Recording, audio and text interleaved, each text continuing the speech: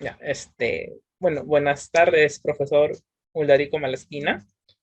Muchas gracias por aceptar la invitación un poco para conversar y compartir un poco su experiencia en la matemática, tanto de la forma muy curiosa que lo conocí por el padre Rómulo Franco, más o menos por el 2015, más o menos habrá sido, Puede ser, sí, sí, más o menos me un parece. poco de las visitas que realizaba a su oficina y un poco del compartir de cómo ha ido viendo en la matemática, ¿no? Más o menos qué podría contar sobre su parte académica, donde realizó el pregrado, por ejemplo, profesor. Bueno, Neisser, muchas gracias y felicitaciones por esa inquietud que tienes de recoger experiencias y perspectivas sobre la matemática y la enseñanza de la matemática y seguramente de otras ciencias también. En el caso particular mío, efectivamente, yo he estado pues muy vinculado a la matemática, diría, desde la secundaria, ¿no? Quizás desde la primaria también, pero ya con más énfasis, más claridad desde la secundaria. Yo estudié primaria y secundaria bueno, la primaria en una escuelita de la que tengo muy lindos recuerdos, la escuelita 339 de Caraz, porque yo soy caracino, Caraz en Oh, Ancash, en una escuelita que en ese tiempo se llamaba escuela fiscal, o sea, lo que llamamos ahora escuelas, pues, nacionales, ¿no? Y también secundaria en el Colegio Nacional 2 de Mayo de Caraz. Y claro, en la secundaria ya había, como ahora, los cursos más específicos, ¿no? De matemáticas y otras asignaturas. Bueno, ahora ya es por competencias, ahora hay otro tipo de organización en el currículum, ¿no?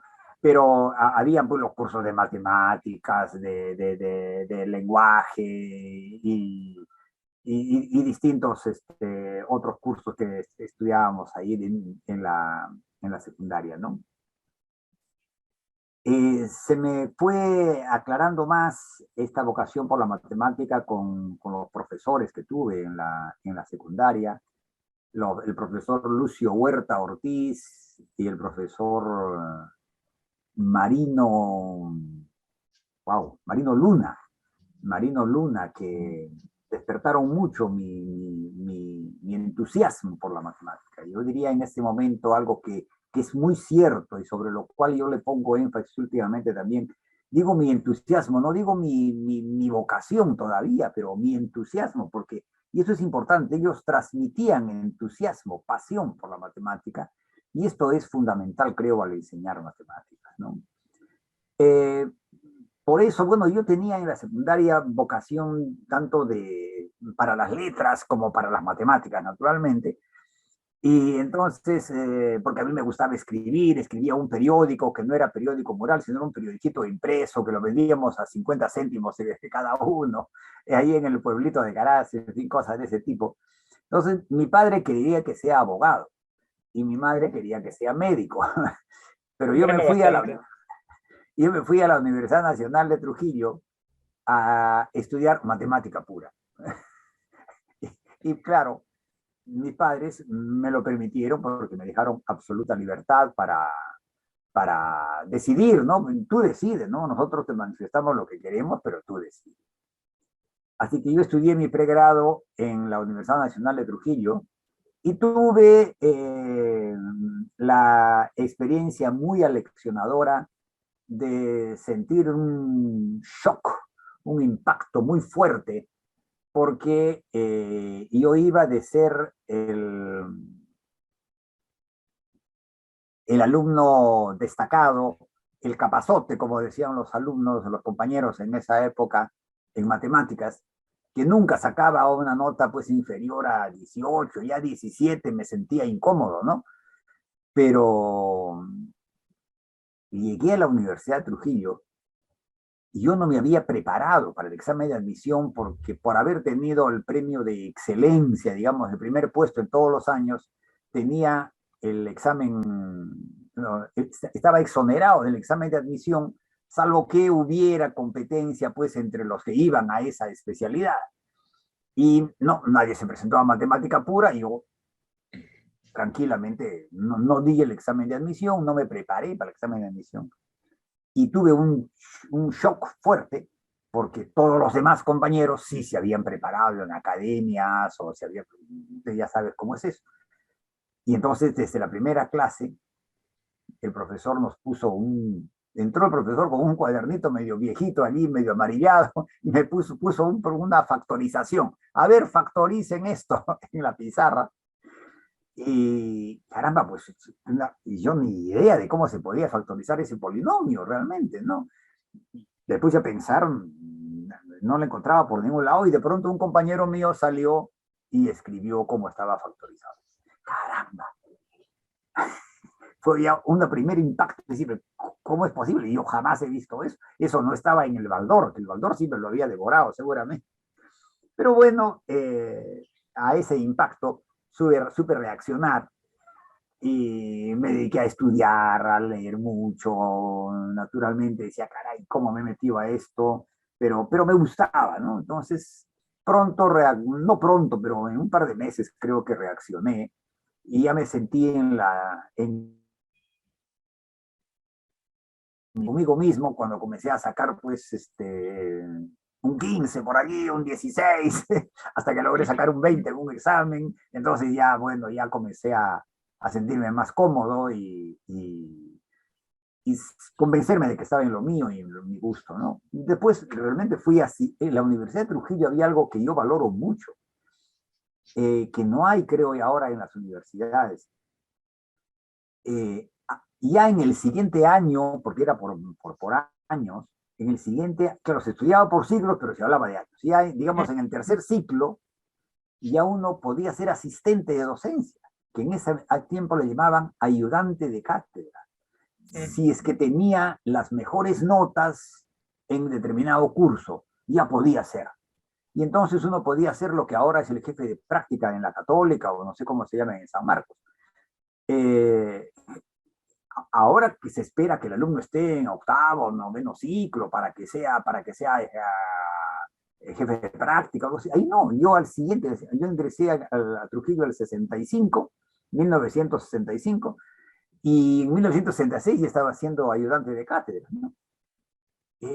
Porque había tenido un buen desempeño, buenas notas, etcétera, y al siguiente año también fui, al siguiente igual, entonces me mantuve. O sea que mi vida en la docencia universitaria comenzó prácticamente a ese nivel de ayudante de docencia, que tenía pues también las partes expositivas de las prácticas y calificar examen, calificar prácticas, etcétera. La inicié prácticamente en 1966, ¿no? Docente, digamos, en la universidad, ¿no? Ese es mi inicio. Luego vine a trabajar, esa es otra historia linda también, pero en fin, ya no podemos pasarnos contando solamente anécdotas. Comencé a trabajar en el 70, en 1970, acá en la Universidad Católica, y encontré un ambiente muy simpático para poder trabajar, colegas, etcétera. Y ese es el inicio, digamos, ¿no? No sé si hay otras preguntas para que no ser yo el que monopolice esta. Bueno, para complementar un poco de lo que decía del segundo año de universidad, claro, en San Marcos usualmente es en el octavo ciclo, ¿no? El cuarto año, entre el quinto. Yo empecé siendo jefe de práctica en matemática en el noveno ciclo prácticamente. Ajá, ajá. Y ahí comencé, ¿no? Dictando en diferentes facultades, cursos básicos, cálculo uno, matemática uno, este, cálculo 2, más que todos los básicos. Y sí, es bastante interesante porque yo también no pensé mucho orientarme a la docencia, ¿no? Y actualmente me dedico prácticamente a la docencia y un poco de la pesquisa. Y Qué en esta bien. parte, cuando llega usted a la católica, hace el posgrado en la católica, si mal no me equivoco. ¿Cómo fue esa Así, experiencia? así es. Bueno, y yo llego, como te decía, el 70 1970, a la Universidad Católica. Una experiencia también muy linda porque llego con un compañero de estudios que y en ese entonces y hasta ahora sigue siendo un gran amigo, el profesor Emilio Gonzaga. Emilio Gonzaga fue mi compañero de estudios desde el primer año en Trujillo y cultivamos una linda amistad y con él vinimos en el 70 a la Católica. Entonces también eso fue una cosa muy bonita porque igual compartíamos la experiencia pasada y la experiencia reciente en ese momento y dictábamos el mismo curso y compartíamos cosas, inclusive nos dieron para compartir una oficina, así que fue una experiencia muy, muy bonita. Y en el 1971, o sea, al año siguiente, comienza a funcionar, o sea, la maestría en matemática pura, por impulso del doctor Tola y el doctor Carranza. El doctor Carranza era el coordinador y el Tola era en esa época era se llamaba, un cargo que había que era el prorector de la universidad, el doctor José Tola Pasquel, que lo debes conocer, ¿no? Es una figura histórica de las matemáticas, fue un sanmarquino, también estudió matemática pura en San Marcos y ingeniería también. Bueno, entonces comenzamos la maestría en matemática pura y que la hicimos en 1971 y 1972, 2 años, donde tuvimos como profesores pues igual al doctor Carranza, al doctor Tola, pero también a egresados ya de maestrías en el extranjero, pero peruanos, como Alberto Cáceres, como Jorge Sáenz, y profesores extranjeros también que vinieron, ¿no? Alan Salfeld, ¿sí? Así se llamaba, creo, un norteamericano. Muy bien, y bueno, fue una experiencia muy bonita hacer la maestría y conocer la profundidad de la matemática pura, ¿no? Caray, otra vez, los matemáticos tenemos épocas en las que nos planteamos, y caray, realmente estas cosas tan abstractas, y ya inimaginables, ¿no? Realmente, sirven para algo. Bueno, finalmente no importa si sirve o no sirve, pero es agradable, es lindo y finalmente de pronto sirve, ¿no? Y de pronto sirve, ¿no? Pero es un mundo muy interesante, de desafío a la, al autoaprendizaje, a la creatividad, todo eso es muy importante, ¿no? ¿En qué área se orientó en la maestría, profesor? Bueno, en análisis, básicamente, ¿no? En análisis Funcional. matemático. El Bueno, funcional. funcional también en esa época funcional, el doctor Carranza era el que estimulaba lo del análisis funcional y trabajamos allí espacios funcionales, sus famosos cálculos diferenciales en espacios de Banach, ¿no? Este, Sí, son bastantes abstractos, pero muy aplicados actualmente en la ingeniería. muy interesante, sí, sí, sí, sí, sí. Y luego me dediqué a la enseñanza, pues, bueno, no es que luego, sino todo eso era paralelamente a la enseñanza, ¿no? Comenzamos con cursos básicos también, una experiencia muy bonita, interesante, desafiante, fue enseñar matemáticas en los nacientes estudios generales letras, Oh, donde la gente que se iba para estudiar derecho, para estudiar filosofía, para estudiar literatura, de pronto le ponían un curso de matemática. ¿Pero qué es esto? Yo he venido acá porque muchos estudiantes iban al mundo de las letras, no muchos, digo, quizás buena parte, quizás no la mayoría, pero no tanto porque les gustara las letras, sino porque se iban escapando de las matemáticas. Y de pronto le meten un curso de matemáticas. Entonces sí, había que luchar con las resistencias que naturalmente ponían, pero bueno, es un desafío también a la enseñanza de la matemática, ¿no? Y realmente interesante, estuvo muy bien. y actualmente en la Católica aún se sigue dictando ese curso de matemática básico, posiblemente en letras. Sí, O, claro, claro que sí, claro que sí. Claro que ha cambiado mucho desde la época en que yo recibí un programa y tenía que desarrollarlo. Además, era un chiquillo de 21 años, ¿no? Porque que yo había terminado así, yo nací el 48 y el 70 estaba enseñando en las matemáticas, el 70 recién cumplía mis 22 años en noviembre, yo estaba enseñando de 21 años allí, y habían estudiantes que eran mayores que yo, este, y claro, todavía estaba realmente aprendiendo y viviendo ese mundo, pero después hemos hecho nuevas propuestas, se escribió un libro muy simpático.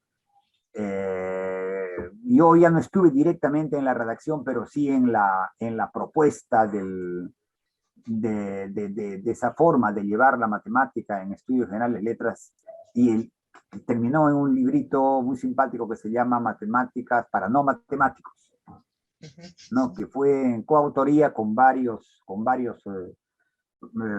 profesores de entonces, algunos exalumnos, qué sé yo, y bien, el prólogo yo lo escribí porque estuve en la historia de la gestación de ese curso y luego del libro que resultó muy simpático, ¿no?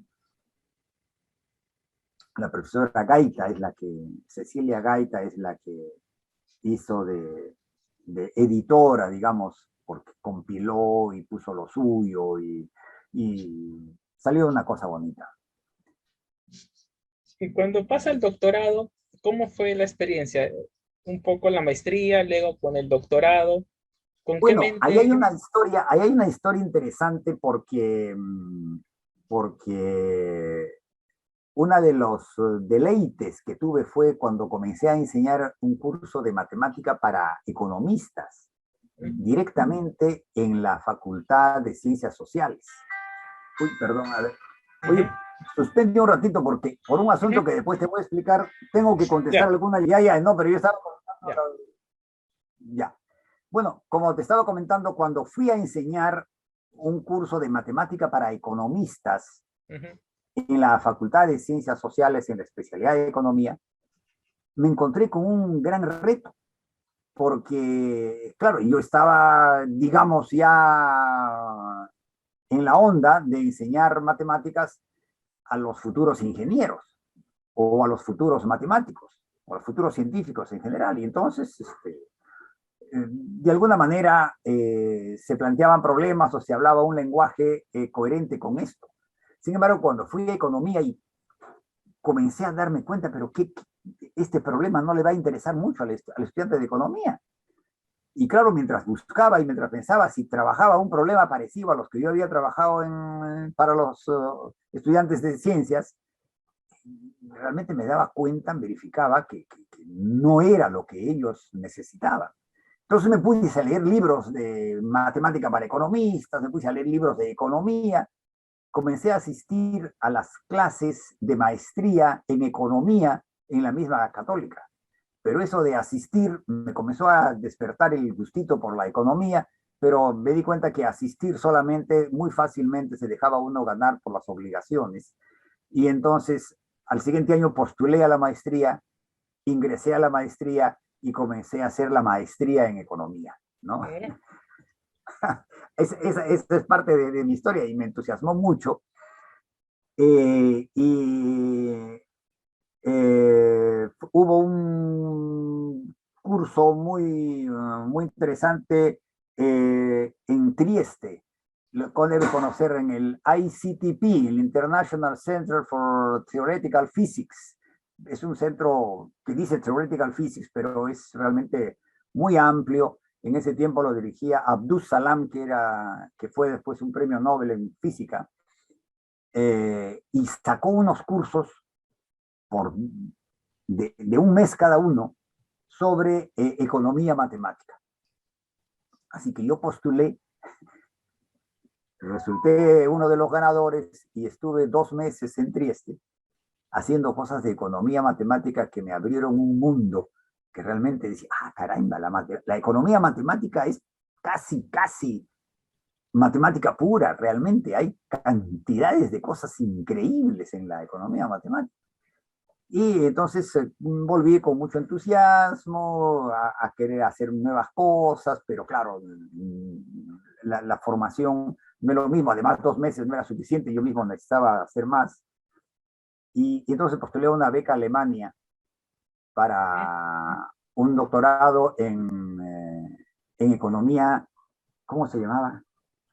No se llamaba economía matemática, economía cuantitativa se llamaba, creo, por el nombre, porque era un doctorado europeo. Y obtuve una beca y me fui a la Universidad de Bonn. Y allí hice seminarios de doctorado para trabajar pues, en la economía matemática, y trabajaba con el profesor Werner Hildenbrand, ¿no? Fue un desafío ya aprender el alemán, y entonces eh, estudiar los cursos en alemán, tener la bibliografía en inglés y pensar en castellano, y bueno, es una cosa interesante. Pero yo no tenía una formación de pregrado en economía. Y entonces cuando revisaron mi expediente después en la Universidad de Bonn, después de un año me dijeron, lamentablemente, usted ha dado muestras de que se desempeña bien, pero formalmente usted tiene que hacer el pregrado, tiene que hacer la licenciatura, el pregrado. Acá lo puede hacer en Alemania. Ay, pero hacerlo en Alemania, un pregrado en economía, y eso son 5 años. No me dijo, pero usted lo puede hacer en 3. Sí, pero 3 más el doctorado y todas las cosas. Ya la cosa se complicó y dije, no, bueno, no, ya entonces ya no continúo, pues si el plan es así, y ya no continúo, y me regresé, ¿no? Me regresé y ya en los planes pero me valieron los cursos de doctorado que había hecho, los seminarios, las cosas, la gente quedó muy contenta, y yo también. A raíz de eso escribí un libro de matemática para el análisis económico, escribí un libro, bueno, me desenvolvía ya muy cercano a todos los problemas de optimización que fueron mi pasión, que fusionaba la matemática y la economía y todas estas cosas, ¿no? Y bueno, entonces ya en el mundo en este mundo de la matemática y la economía matemática y todo esto, y los cursos que ya había hecho, me comenzaron a entusiasmar más los temas de enseñanza de la matemática, y por ahí es que entro a trabajar en un proyecto en la universidad, en una universidad de Francia, una universidad en Toulouse. Y bueno, otra vez seminarios doctorales y cosas parecidas, que después fueron armando un expediente. Luego hice algunos seminarios doctorales acá en la misma Universidad Católica, y finalmente ya me puse a trabajar la tesis doctoral, ¿no? Así que fue un trabajo intenso, porque me metí a trabajar un tema que vinculaba todas estas mis experiencias, porque el tema era la intuición y rigor en la resolución de problemas de optimización matemática. ¿Y por qué de optimización? Porque los de optimización me habían cautivado justamente en la economía matemática. Así que, bueno, la tesis resultó muy interesante. En fin, acá me sentía un poco solitario, estaba relativamente solo en el tema, pero trabajé lo suficiente. Y luego la disertación fue con 2 miembros del jurado extranjeros, y el profesor Bazán, un colega de la Católica, que me ayudó en las partes estadísticas que había que hacer en el trabajo de campo y cosas de este tipo, y en las discusiones que yo tenía con él para este tipo de avances en el trabajo. Y resultó una tesis interesante, mereció la felicitación y fue aprobada con calificativo de sobresaliente, ¿no? Y a partir de eso fue ya 2008, de cuenta, ¿no? Porque el tiempo pasa muy rápido y uno se deja ganar en verdad, esencialmente no necesitaba el doctorado, pero ya es un gusto, es un desafío, ¿por qué no, no? Entonces, y entonces uno lo va dejando pasar, lo va dejando pasar. Más aún en esa época no se era demasiado exigente como ahora se es, y con muy justa razón, en los grados y los títulos y todas estas cosas, sí. Evidentemente que se ponía puntaje al doctorado, pero yo ya era profesor principal, en el 2008 ya yo era profesor principal, esencialmente, digamos que entre comillas, no necesitaba un doctorado, pero, pero el desafío personal era realmente más intenso que un desafío formal o un desafío institucional, ¿no es cierto? Y entonces me puse a trabajar en los temas que me gustaban, que me siguen gustando, y entonces en esa tesis se fusionan enfoque matemático con bastante rigor sobre los problemas de optimización, pero enfoques también sobre la didáctica, la enseñanza de la matemática, y cómo la intuición y el rigor juegan su papel importante para este tipo de cosas, y no solo para este tipo de problemas de optimización, sino para la matemática en general y para la enseñanza de la matemática también, ¿no? Y luego, bueno, pues con el doctorado ya viene, no es cuestión de sacar su doctorado y decir, ya tengo mi cartón de doctorado. Entonces vienen las publicaciones y vienen los Sí. desafíos a publicar. Y bueno, por ahí hemos andado, eh, los congresos, las disertaciones, la presentación en congresos de alta exigencia.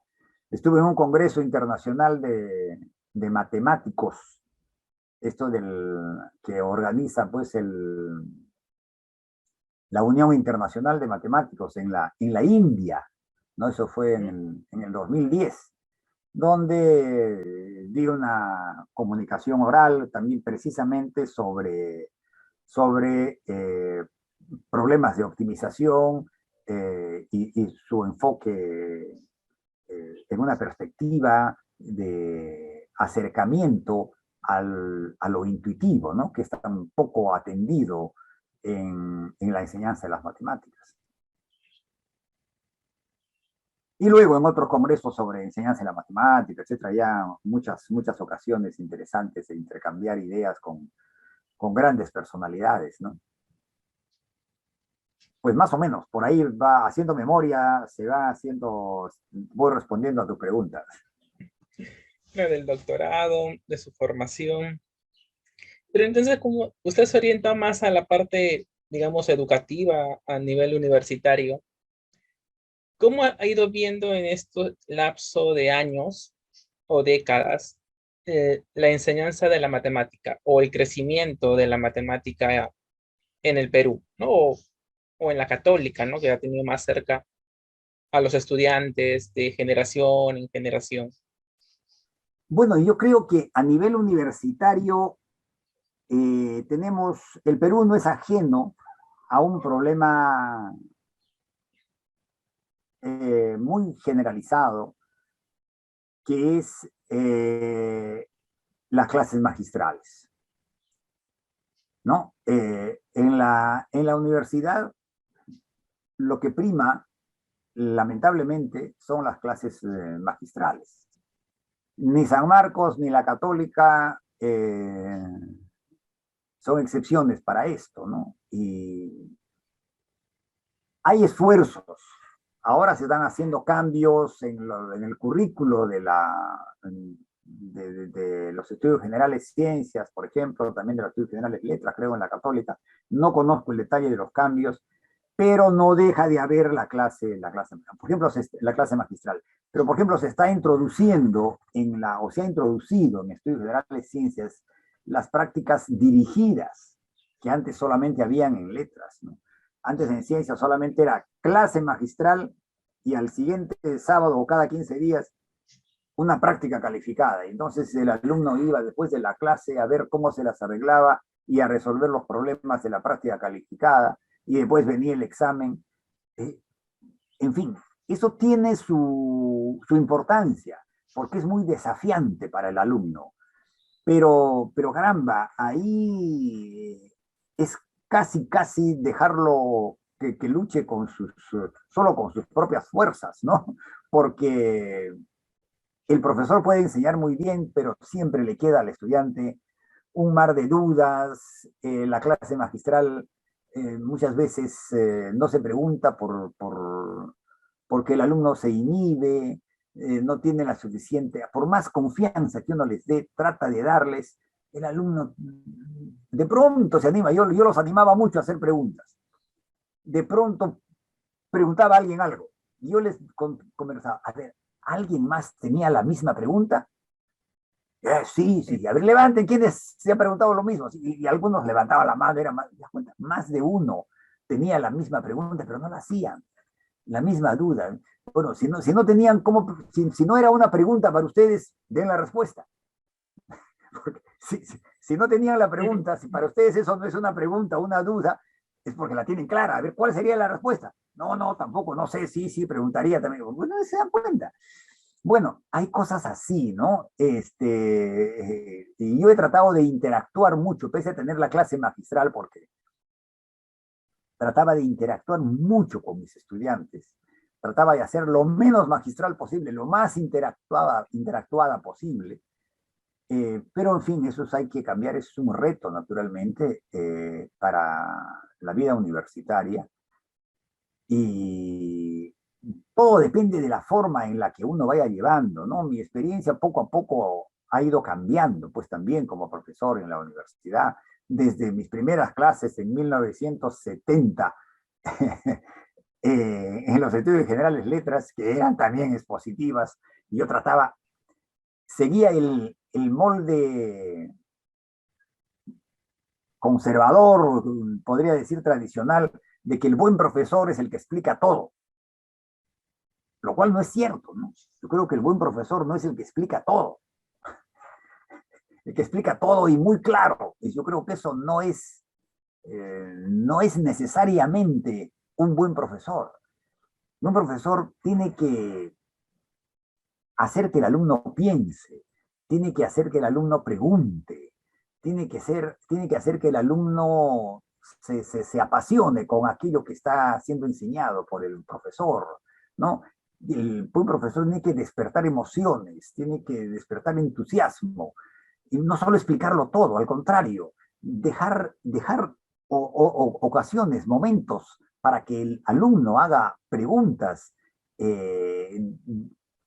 inducirlo a que pregunte, o comenzar a hacer preguntas él para que las cosas se reflexionen conjuntamente y se resuelvan problemas. Tampoco el buen profesor es aquel que resuelve 10 problemas en una clase de 2 horas o de 1 hora, ¿no? Es decir, lo resuelve muy bien y llena la pizarra 2 o 3 veces y qué buen profesor. Yo creo que son características buenas, pero todo eso se puede potenciar mucho más si se canaliza de otra manera, si se resuelve problemas con el alumno en lugar de resolverle problemas al alumno, ¿no?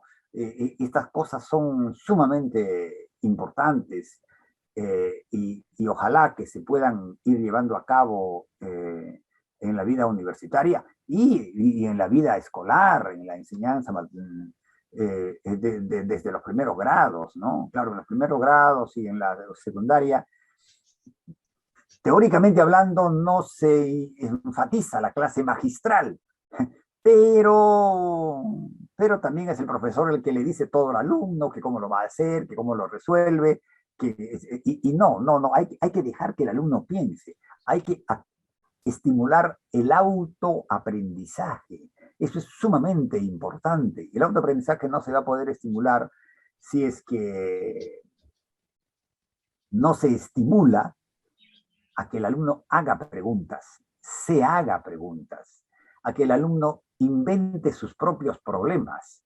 Eso es muy importante, ¿no? Porque uno dice, uy, ¿y ahora dónde practico? Bueno, yo decía, pero yo les dejo 3 problemas, y si les dejo 3 problemas, de esos 3 problemas ustedes pueden sacar 10 o más, porque de cada problema pueden sacar 2 o 3 problemas más y entonces pueden sacar muchos otros problemas a partir de los problemas que les dejo, modificando, buscando generalizaciones, buscando casos particulares. Y ese es el énfasis que yo pongo ahora en mi orientación, digamos, como matemático educador, podría decir, que es la creación de problemas, ¿no? Que es una cosa tan importante para avanzar en el aprendizaje de la matemática. Pero, por ejemplo, profesor, cuando comenta bastante la interacción, que sí es bastante importante, o bueno, yo cuando empecé, más o menos habrá sido a los 23, 24 años, 23 años, empecé como JP. Siempre había una diferencia enorme entre enseñarles a estudiantes de ciencias, matemáticas en San Marcos, a estudiantes de economía, Ajá. que había una... Yo también en los últimos años me centré en la economía, específicamente en la optimización dinámica. No me olvidé preguntarle si es la optimización estática con Tucker, Cancun-Tucker, con restricciones, sin restricciones, o quizás la optimización dinámica, ¿no? Aplicándole Hamiltoniano, cálculo de variaciones, control óptimo, ¿no? Entonces, en esa, o programación dinámica, ¿no? En el sentido discreto, ¿no? No me olvidé consultarlo, ¿no? En esa parte. Pero hay mucha diferencia a veces, en la predisposición de captar la idea o de que viene ya con la idea de qué es importante, ¿no? Quizás la formalidad. Bueno, nosotros los matemáticos siempre tenemos que ver la formalidad de por sí, ¿no? Los economistas no es tanto a veces, ¿no? Más es operaciones, operaciones. ¿No? Hasta que uno se trunca con el modelo, ¿no? Un modelo macroeconómico, microeconómico, quizás de finanzas, el modelo Black-Scholes, ¿no? De finanza cuantitativa. Y ahí viene un poco, bajo su experiencia, cuál es el concepto de que la predisposición de la carrera genera la apertura a aprender matemática. A ver, yo creo que sí, creo que cada especialidad tiene algún sesgo y el profesor justamente debe saber captar eso y debe saber orientar su enseñanza teniendo en cuenta ese sesgo, esas creencias, esas concepciones, esos modos de pensar, esos modos de razonar que tienen, ¿no? Entonces, sí es verdad que en ciencias la cosa se acepta más fácilmente eh, la mirada de una matemática deductiva, ¿no? De una matemática axiomática, entonces demostrativa, se acepta con mucho más naturalidad y está bien que sea así. Eh, ¿Qué pasa en economía, por ejemplo? En economía yo creo que hay algo, hay algo interesante. Creo que el pensamiento, eh, el buen economista, en términos de matemática inclusive, tendría que, lo que yo les decía a mis estudiantes, tienen que acostumbrarse a tener un pensamiento intuitivo, por una parte, cosa que es fundamental en economía, es decir, ver qué va a pasar, qué variables puedo utilizar, qué va a ocurrir con esto, gráfico, o sea, esa intuición, ¿cómo la represento gráficamente?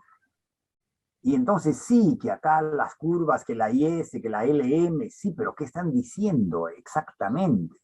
Que el mercado de dinero, que el mercado de bienes, que esto, que la política fiscal, que la política monetaria, que si aumenta una variable, ¿qué pasa con la otra? ¿Qué ocurre?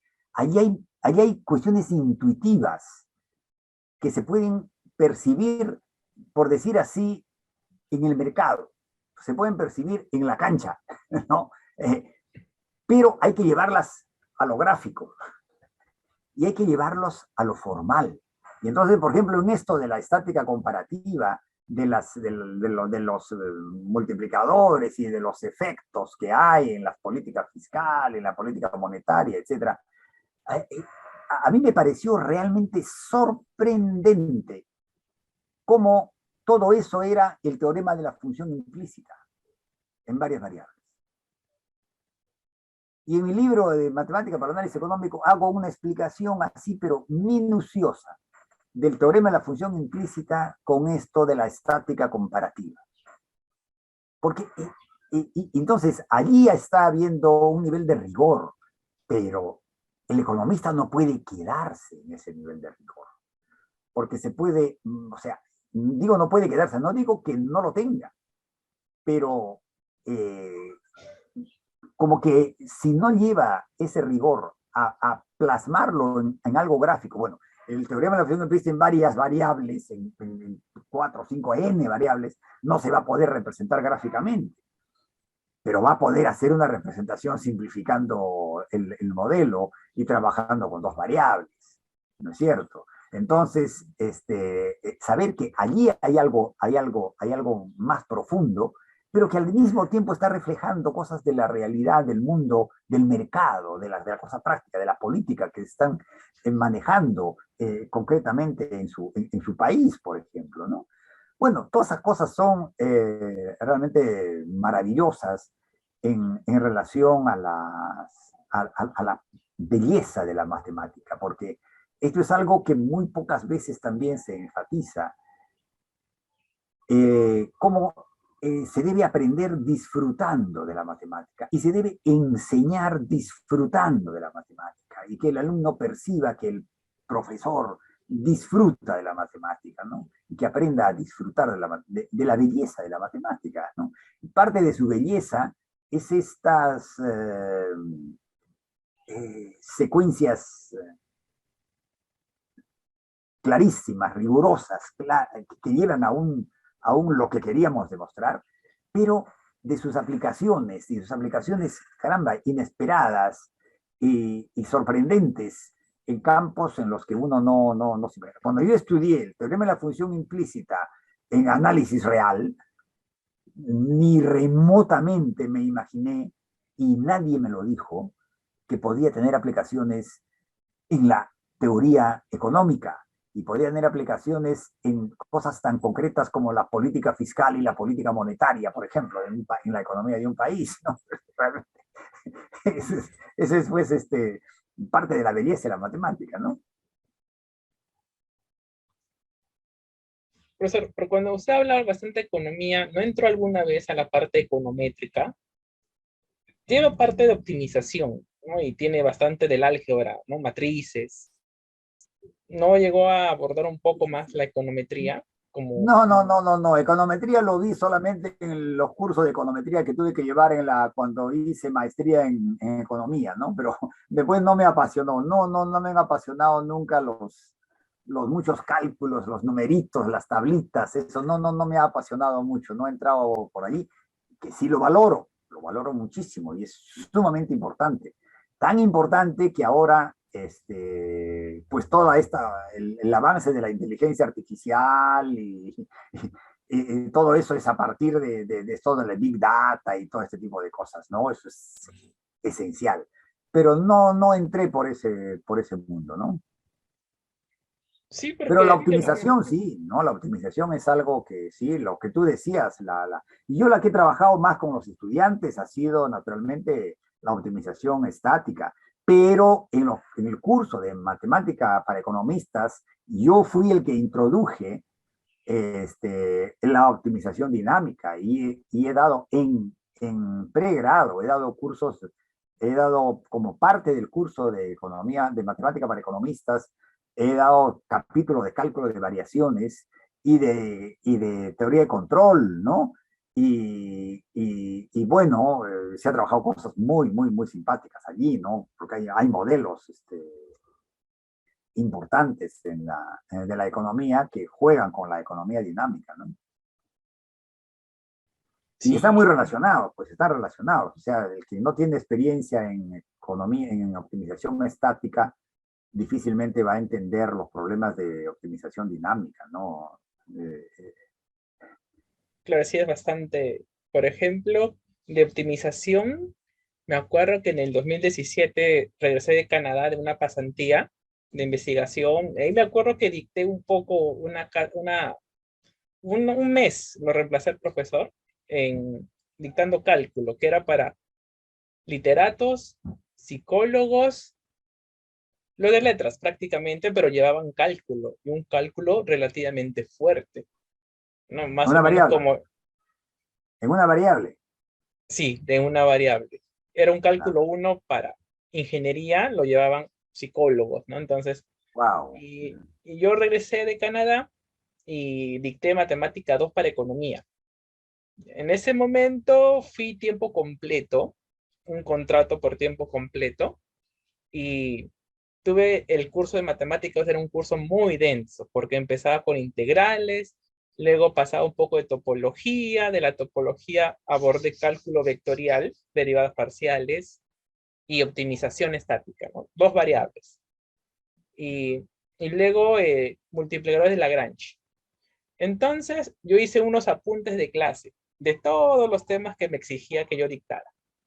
Y en la parte de optimización, no hice de dos. Y usé el funcional D, que usualmente se usa, ¿no? Para más práctico, la fórmula, que implícitamente te dice que es la determinante o los menores principales de la hesiana.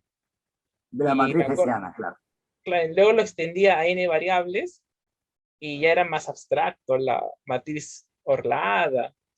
Y ahí Claro, sí claro. los estudiantes les costaba un poco abstraer la extensión, ¿no? De dos variables sí lo captaban bien, pero de tres variables, cuatro variables no entraba un poco.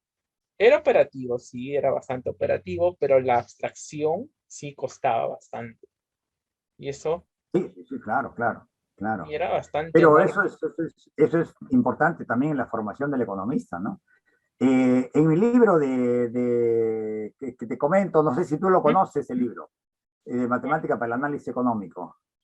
Eh, en ese libro trabajo la optimización y curiosamente trabajo la programación lineal como caso particular de la mal llamada programación no lineal. ¿No? O sea, claro, porque no debería ser, no tiene sentido, pero en verdad es que Claro, la programación, la programación no lineal simplemente es optimización, es programación, no es que tenga que ser no lineal. Tan así es que la programación lineal resulta un caso particular porque allí en los problemas de dualidad en la programación lineal tienen que ver justamente los multiplicadores de Lagrange, tienen que ver justamente los multiplicadores de Lagrange. Y eso, todo eso lo explico como, o sea, obtengo los problemas duales a partir del teorema de Kuhn-Tucker y todas esas cosas, y voy a las variables, a la optimización en varias variables, y el Hessiano orlado y todo ese tipo de cosas en temas vinculados con economía, y doy ejemplos de aplicación a la economía para esas cosas, ¿no? Porque es un mundo muy lindo que uno tiene que ver cómo efectivamente cosas muy abstractas resultan teniendo aplicaciones, ¿no? sí, bastante. Porque yo me acuerdo que en economía dictaba mate 2 y mate 4. Eran dos cursos muy pesados, actualmente sigue siendo pesados. Y en mate 4 sí era muy abstracto porque yo solo volaba y volaba, porque ya entraba a lo que era cálculo de variaciones. Y luego hacías la Claro, equivalencia con teoría de control. Y podías aplicar la equivalencia topológica. Llegó un momento de demostrar a los alumnos cómo es esa equivalencia, pero era abstracto. Esa parte no debía, pero en ese momento me dejé llevar. claro, claro, pero yo creo que allí uno tiene que saber regular eh, cómo desarrolla el curso, ¿no? Son temas muy avanzados que no se puede entrar en las finezas de las demostraciones, No, sino enfatizar el aspecto intuitivo del asunto. Yo creo que muchos matemáticos, colegas nuestros, no han llegado todavía al convencimiento que la matemática avanza, la matemática crece, teniendo dos vertientes sumamente importantes, que son la intuición y la lógica. La intuición te sirve fundamentalmente para descubrir cosas, para percibir cosas, para entender cosas. Y la lógica, fundamentalmente, te sirve para demostrar. Por supuesto que también te va a servir para entender más profundamente, etcétera, ¿no? O sea, y estas dos interactúan, la intuición y la lógica van interactuando permanentemente en el aprender, en el enseñar, en el cultivar la matemática. Y entonces el profesor que está en la pizarra o ahora está ante la pantalla y no demuestra, eh, se siente que no está haciendo matemáticas, pero es que simplemente está, puede no demostrar, pero si estáis poniendo el énfasis intuitivo a lo que está haciendo, creo que está haciendo matemáticas. Tendrá que llegar a un momento de formalizar un poco, pero todas las cosas no tienen que llegar al nivel profundamente minucioso que lo hace un matemático, ¿no? Y sí, percibir, intuir el asunto, ¿no? La intuición es, el desarrollo de la intuición es fundamental, y lo que digo yo no lo digo simplemente por mi propia experiencia. Después me ha dado mucho gusto encontrar que ya Poincaré decía este tipo de cosas, ¿no? Que sobre la intuición y sobre la lógica y sobre estas cosas, de pronto uno se da cuenta de algo y dice, ah, caramba, pero ya hay gente que lo ha visto hace siglo pasado, lo ha visto estas cosas, ¿no? Pero no ha calado como para llevarlo a la práctica en las clases, ¿no?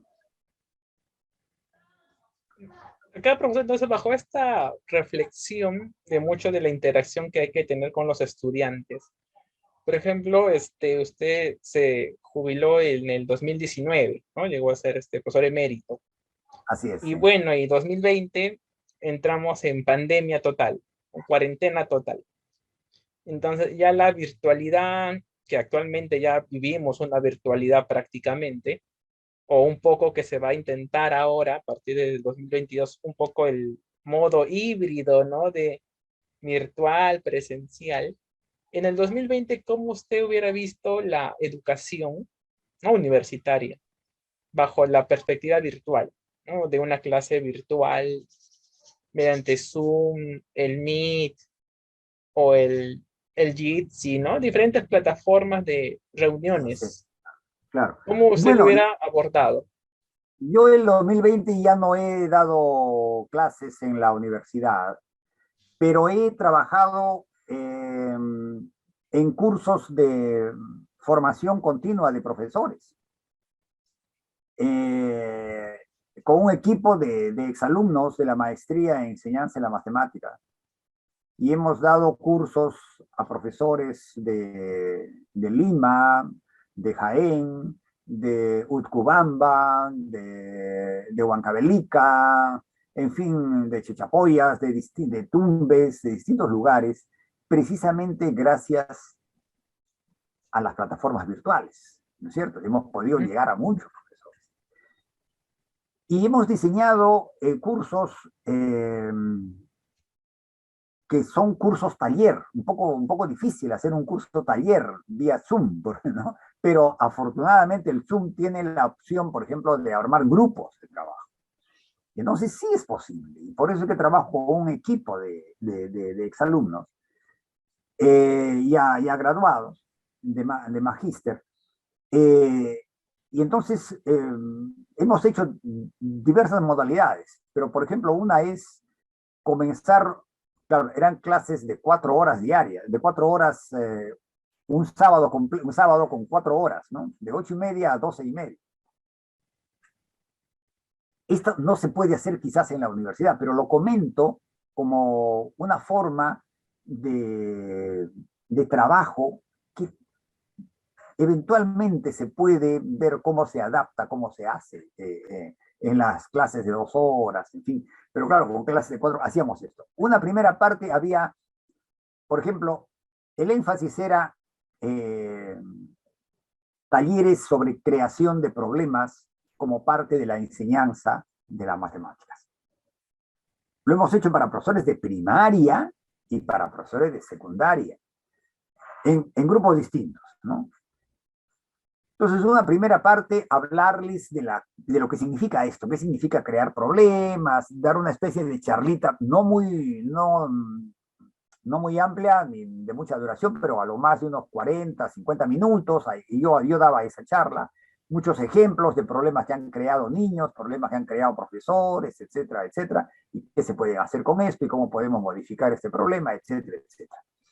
Y luego pasamos a trabajos en grupo y cada profesor va con un grupo que no sea muy numeroso. Bueno, cada profesor no va con un grupo, va con varios grupos.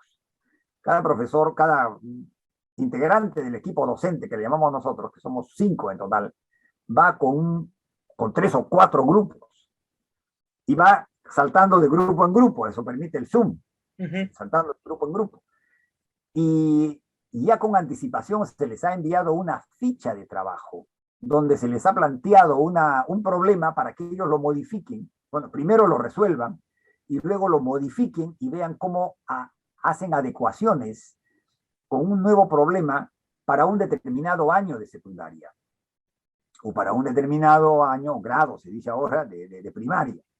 Y entonces trabajan en grupo y el miembro del equipo docente, el monitor que le llamamos, los va visitando y va ayudando y va orientando y va trabajando y luego sale un producto de cada grupo. Y se pasa al pleno y no todos, porque ya no alcanza el tiempo, exponen y ahí se discute y se enriquecen los problemas que se han creado y se dice, esto podría enseñarse así, esto no, es demasiado, no lo entenderían, esto sí, esto no, esto cada... Y hay todo un enfoque de todos los aspectos del enfoque que yo tengo sobre creación de problemas, de los problemas pre, de los problemas post, etcétera, para los profesores, ¿no? Y luego entonces en ese plenario se discute ampliamente y se cierra con algunas intervenciones de los monitores, intervenciones mías, etcétera, y es un trabajo en equipo. En otras ocasiones hemos trabajado de otra manera, hemos entrado de frente a decirles, a ver, inventen ustedes problemas, de frente trabajo en grupos, pero ya cada uno trabajando con un grupo grande, de 25 o de 20 profesores, y ver cómo entre todos descubrimos un problema a partir de una situación. Una cosa que yo ahora la he expuesto en un congreso internacional, es una situación que planteé a mi grupo sobre el goteo de un caño malogrado, el goteo de agua de un caño malogrado. ¿Qué pasaba con eso? ¿Qué preguntas podemos hacernos? ¿Qué problemas podemos crear?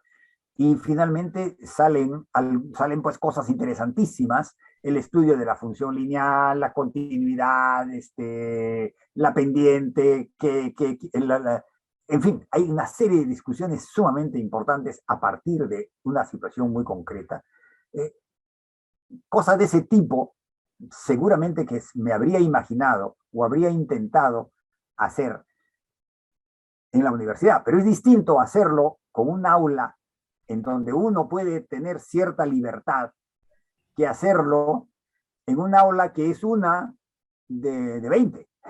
Eso ya es complicado, porque allí no puede cada profesor, si es un curso que se da a 20 secciones, uno solo no puede mandarse por la suya de una manera completamente diferente. Entonces, la dinámica allí, la cantidad de alumnos es otro problema para agilizar estas formas de enseñanza de la matemática, ¿no? Si uno tiene un curso que lo da con una sola sección y allí tiene cierta autonomía y libertad, perfecto.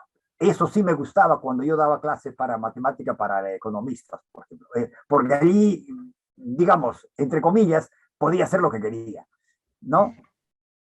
Cumplía con el programa, pero hacía juegos, conversaba, en fin, hacíamos cantidades de cosas y al final el alumno salía aprendiendo y salía motivado. Pero, claro, si tengo que dar el mismo curso a 800 alumnos que están pues en 20 secciones, ya la cosa es, ya la cosa es complicada, problemática. Ahí no tengo una propuesta, habría que pensarla mucho, ¿no? Pero sí, yo creo que hay que explotar estos recursos tecnológicos y creo que es posible también interactuar con el aprendiz, con el estudiante, con el niño, con el profesor, interactuar a través de las plataformas, ¿no? Se pierde mucho, pero hay cosas que se pueden, que tienen su ventaja, digamos, ¿no? Además, claro, hay otras pizarritas, cosas que se puede uno apoyar, hacer este tipo de cosas para ser un poco más interactivo. Yo lo he tratado de hacer también, pero resulta complicado, ¿no? Y claro, a mí lamentablemente la vista ya no me ayuda, y esa es una limitación muy grande, ¿no?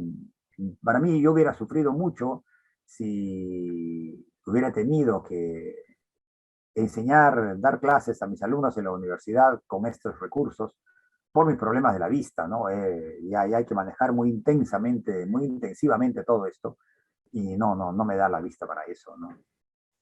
Bueno, eso es cierto, ¿no? Por ejemplo, en el 2020, claro, por ejemplo, yo me acuerdo de que al inicio dijeron el PPT, ¿no? Un problema de matemática, hallar X, y el PPT comenzaba a hacer el vanish, a aparecer línea por línea la operación. Entonces, eso lo hacía una profesora.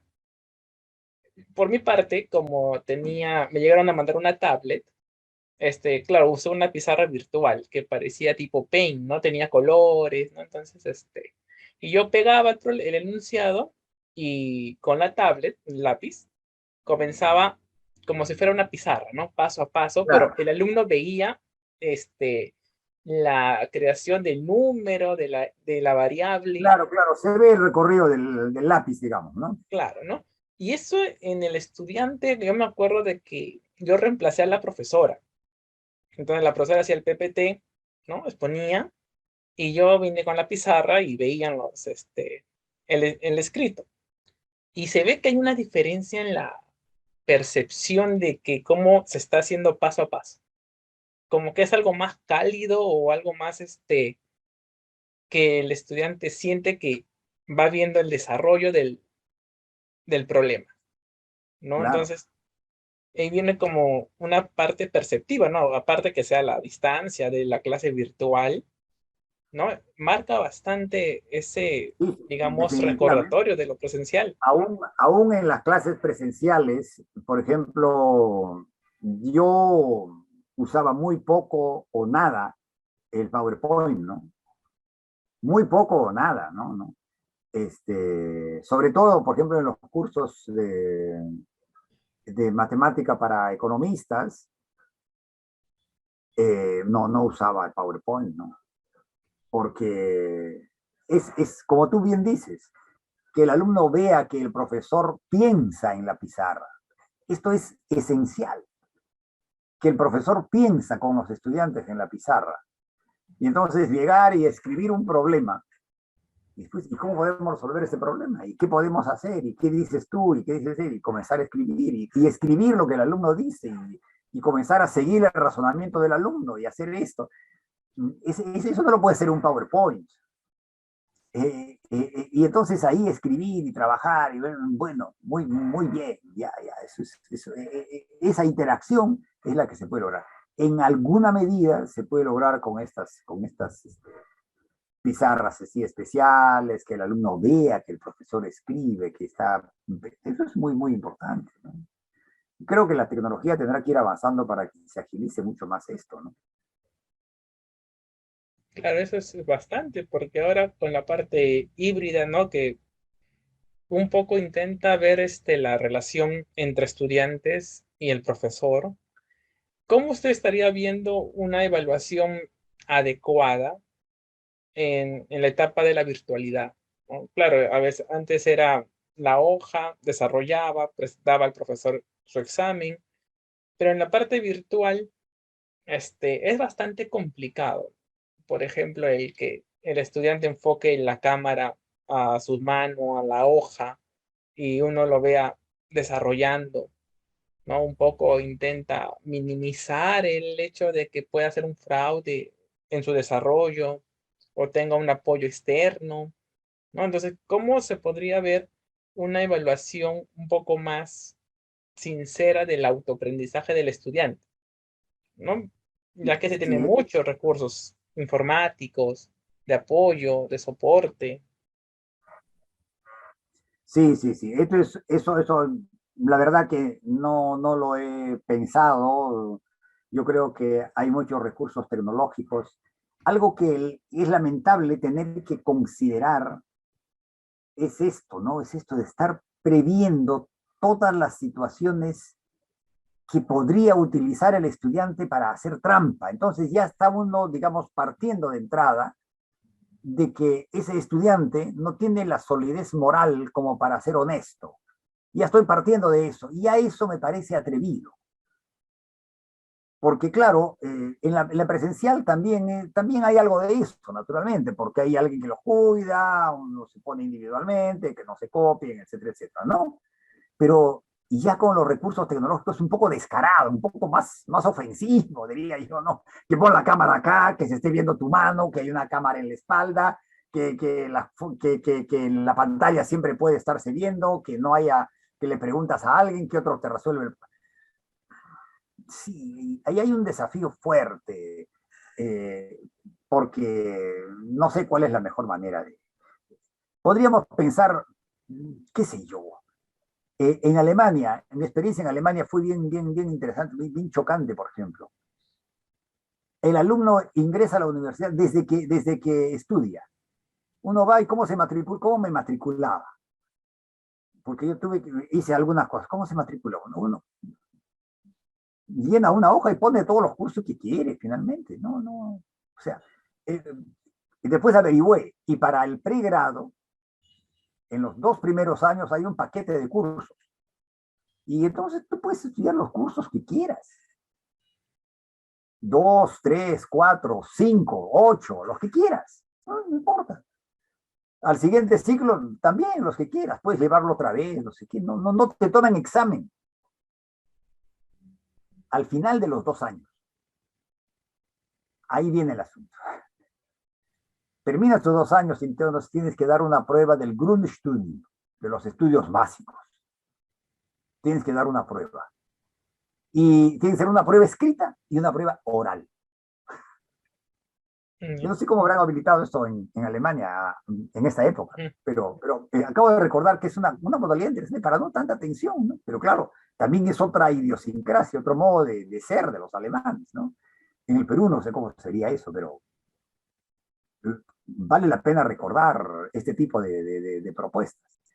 Y entonces viene la prueba del Grundstudium. Entonces tienes que dar examen de tal curso, de tal otro y de tal otro, los cursos fuertes, básicos, esenciales del Grundstudium, que para saber este tendrías que saber este otro y este otro, entonces tiene que dar sobre este curso.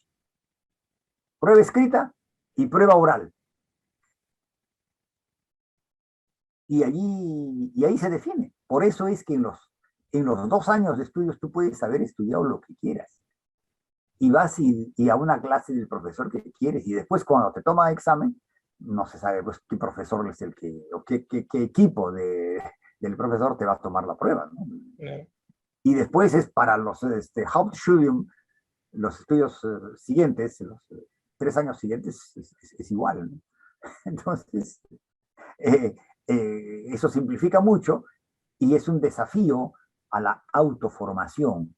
Caray, hay que ver a los estudiantes ahí cuando ya deciden que tienen que dar su examen, se encierran, están allí, pero metidos cada uno estudiando todo lo que tiene que saber para dar sus exámenes.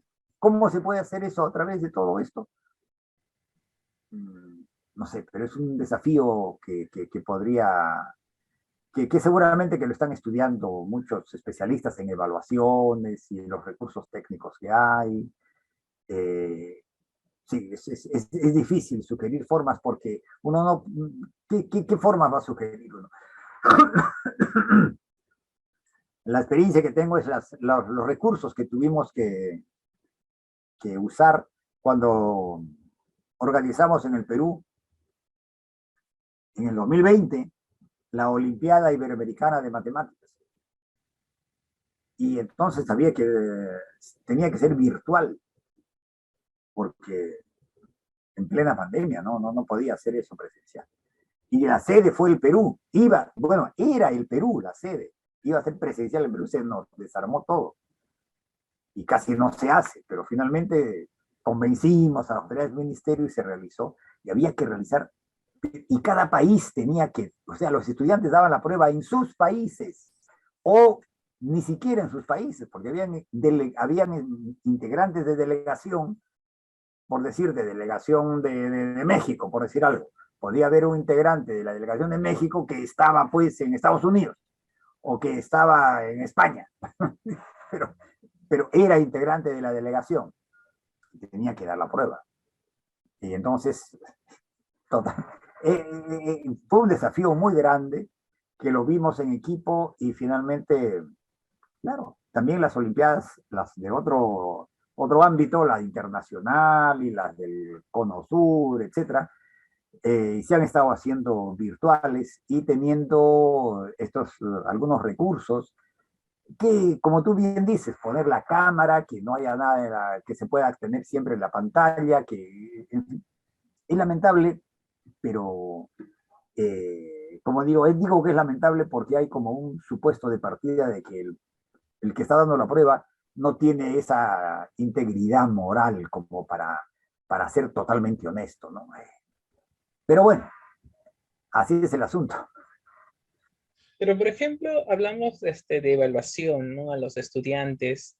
Y por el otro lado, de los profesores con la ley universitaria, ¿no? Que, claro, antes para ser docente éramos, a lo mucho se exigía licenciatura, ¿no? Para el pregrado, maestría para la maestría, doctor para el doctorado.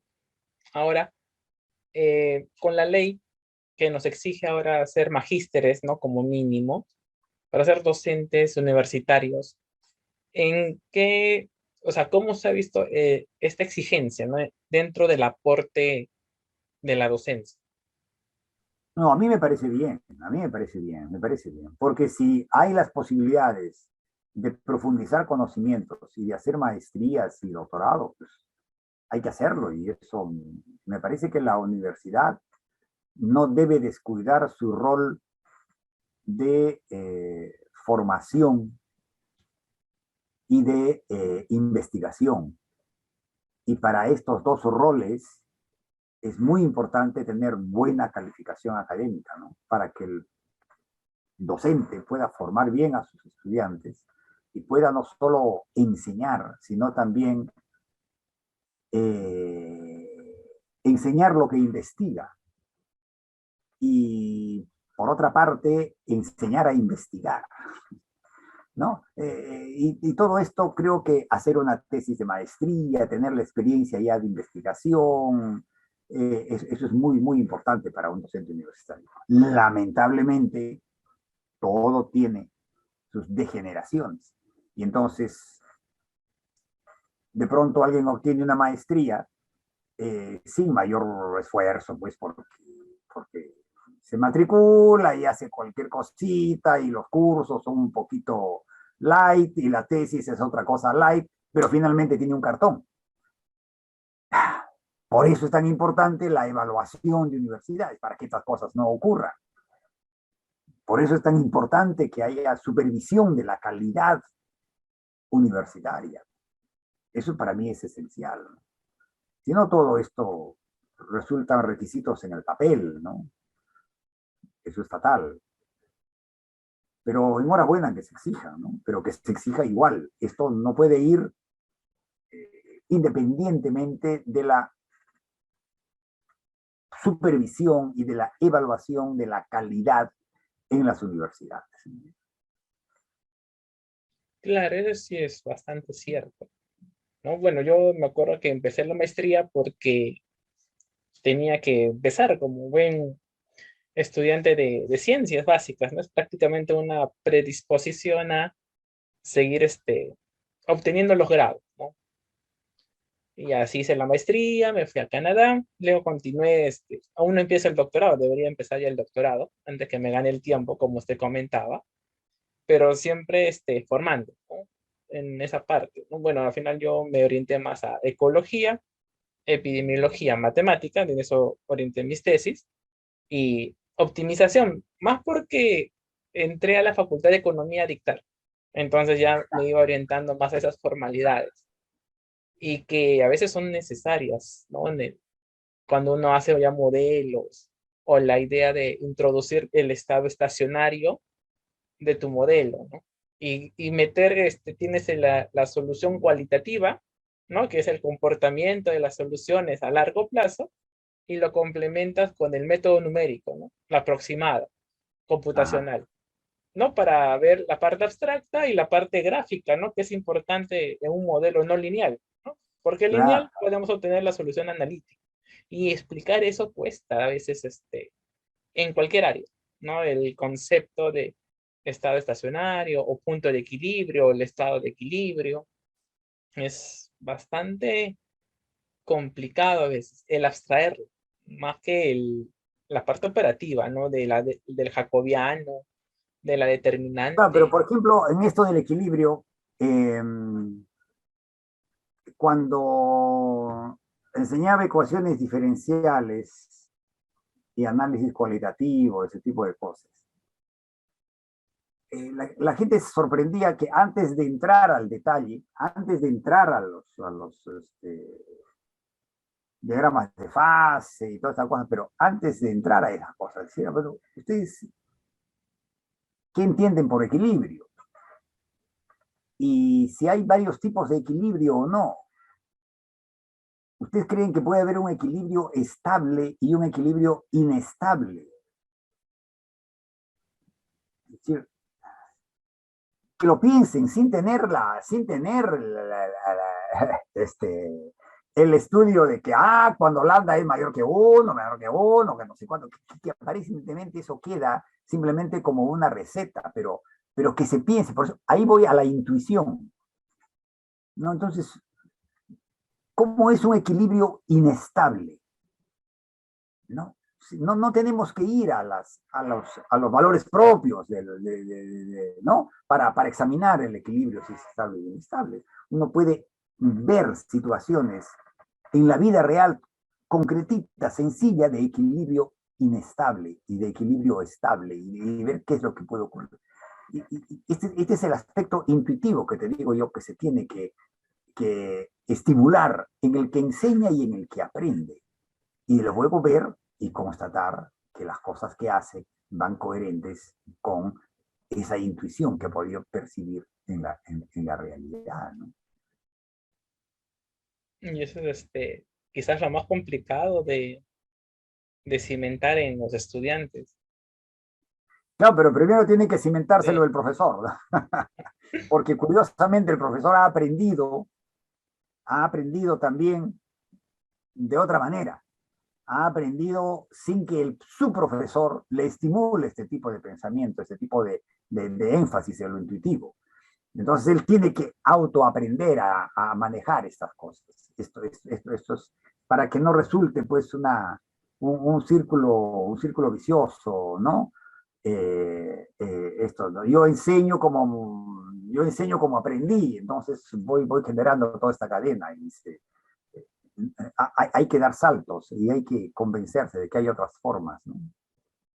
claro, eso me acuerdo a mi asesora, la profesora Roxana López, cuando hacía la tesis de la maestría, veíamos la parte de la instabilidad, pero siempre surgía una pregunta que tenía, que era, las poblaciones de los animales, de las personas, Ah, no pueden ajá, ser negativos, eso ajá. ya lo sabemos, pero la idea es que el modelo tenía que garantizar que buscar que las soluciones fueran positivas, porque de acuerdo a las personas no pueden ser negativas. Yo me acuerdo que le pregunté en alguna ocasión cómo demuestro o cómo garantizo, antes que me diera el teorema, porque había un teorema que sí te ayuda a demostrar o ver las condiciones necesarias para que sean soluciones positivas. Entonces, yo me acuerdo que pensaba en cómo acotar el problema, este, o buscaba mayorar por inecuaciones. Me acuerdo en esos momentos que sí me ayudó, la profesora Roxana me ayudó un poco a orientarme de que tengo que demostrar que las soluciones sean positivas. No, porque puede ser que se vaya al infinito que no es lo usual en las personas, o que sean negativas, lo cual mi modelo no tendría validez. Por eso sí me acuerdo que en ese caso sí la profesora Roxana me ayudó bastante para cimentar y formalizar, ¿no? Una idea que cualquiera puede pensar, ¿no? A nivel de la epidemiología, ¿no? Personas o ecología, animales, ¿no? Entonces, en ese sentido, siempre, como usted dice, ¿no? La parte de la intuición y hay que formalizarla, lo que se ve en la realidad, ¿no? Prácticamente. Claro, claro, claro. Pues una bolita puesta en en, en un riel que tenga esta forma, una bolita Ujú. puesta en la parte superior puede estar en equilibrio. Y ese es un equilibrio inestable. Inestable. Pero si está así, ¿no? Y está en la parte inferior, ese equilibrio, ese equilibrio es estable, porque si sale de la zona, si sale del punto de equilibrio, va a regresar al punto de equilibrio. En cambio, en la otra forma, si sale del punto de equilibrio, ya no regresa al punto de equilibrio, ¿no? Cosa que intuible y después verificable cuando trabajan los diagramas de fase, en las ecuaciones Claro. diferenciales y ese tipo de cosas. Sí, ahí también la apertura a la teoría del caos que podríamos Claro, abordar. claro, claro. Bueno, bueno, bueno, es otra cosa muy, muy, muy simpática, ¿no? Desde su origen, ¿no? El efecto mariposa. Claro, la Ahí, por mariposa de ejemplo, Lorentz. en economía hay cosas interesantes yo me acuerdo, ya no me acuerdo cuál fue, pero me acuerdo que en la Universidad de Lima hubo un congreso creo que fue de, de la Sociedad Matemática Peruana, pero allí presenté un modelito estático con teoría del caos para que se variaba se hacía una ligera modificación en las condiciones iniciales y resultaban cosas. Ahí le puse numeritos, me acuerdo que usé por primera vez el matemática, ya no me acuerdo cómo se maneja el matemática, pero el matemática, el software matemático, el matemática, Sí, realmente de muy, Wolfram. muy, muy bueno, ahí salían cosas interesantes. Oye, Neisser, hemos hablado como hora y Sí, media y no sé si te es suficiente, pero yo creo que ya tengo otro asunto que hacer, tenía que hacer a las seis claro. y media, pero Bueno, profesor, bastante muchas gracias por el tiempo, ¿no? Para compartir bastantes experiencias. Bueno, antes de terminar, profesor, un último detalle.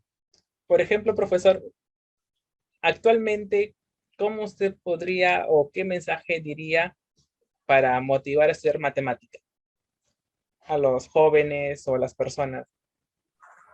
¿Qué podría y decirles? para que estudien matemáticas, bueno, mi vocación sería que estudien matemáticas, no necesariamente matemáticas puras, si van por ese camino, enhorabuena, pero para que estudien matemáticas, yo creo que el estudiar matemáticas desde el primer grado, desde inicial, diría yo, y no sé si le llamaría estudiar matemáticas, pero aprender matemáticas, pero cultivar las matemáticas, es sumamente importante en más aún en este tipo de sociedad que vivimos. Este tipo de sociedad donde el conocimiento crece muy rápidamente, pero que hay abundante información, demasiada información. Uno tiene la información en la palma de la mano porque lo tiene en un teléfono celular, ¿no? En un teléfono inteligente de estos. Ahí tienes pues la enciclopedia, si tienes todas las preguntas, ¿no? No más que las preguntas, tienes casi todas las respuestas, ¿no? Pero no preguntas. Lo importante es que sepa preguntar, ¿no? Entonces, en este mundo donde hay tanta información, donde hay tanto conocimiento, tanta necesidad de convertir la información en conocimiento, tanta necesidad de seleccionar la información, es necesario pensar matemáticamente, porque pensar matemáticamente es pensar creativamente, es pensar, es conjeturar, es demostrar, es pensar en generalizar, es pensar en casos particulares. Y eso lo da la matemática. Pero eso es lo que tenemos que hacer los profesores de matemática en cualquier nivel.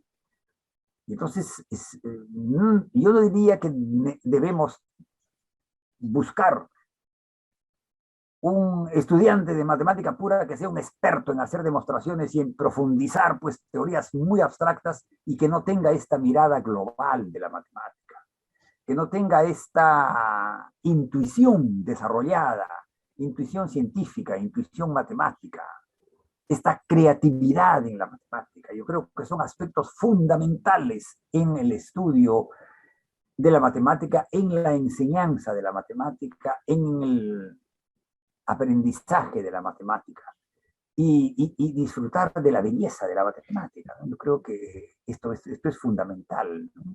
Pero esa belleza es parte de la interrelación que hay entre lo intuitivo, entre lo lógico y lo creativo, ¿no es cierto? Y todo esto le da un marco inclusive interesantísimo a lo emocional. Creo que lo emocional, lo decía creo en algún momento en nuestra conversación, es fundamental este entusiasmo, estas emociones positivas que generan buenos aprendizajes, buenas profundizaciones y buenos avances en la matemática. Yo creo que eso es fundamental, ¿no? Sí, tiene bastante razón, profesor. Bueno, muchas gracias, profesor, bastante por la paciencia y bastante por el compartir de mucha experiencia a través de su vida docente y académica. Y espero que podamos volver a conversar nuevamente y que sea Bueno, bastante el aporte a la comunidad, más que todo la comunidad académica, ¿no? Que necesitamos aprender más eso es cada día cierto. más de la matemática. Bueno, muy bien. Ha sido un gusto conversar contigo, Neisser. Si ves a Rómulo, dale mis saludos y mis recuerdos. También un gran amigo. Tiempo que no converso con él. Bueno, yo tampoco, profesor, no lo veo hace mucho tiempo al padre Rómulo. Bueno, muy bien, muy bien. Muchas gracias, profesor. Te reitero mis felicitaciones por tu interés en este tipo de cosas y me gustará saber qué destino le das a todo esto, ¿no? Porque es una Sí, conversación linda, profesor. pero ya. Así Sí, que, profesor. bueno, nos Muchas seguiremos gracias, comunicando. profesor. Un Hasta abrazo, luego, muy bien, profesor. que vaya muy bien. Felicidades.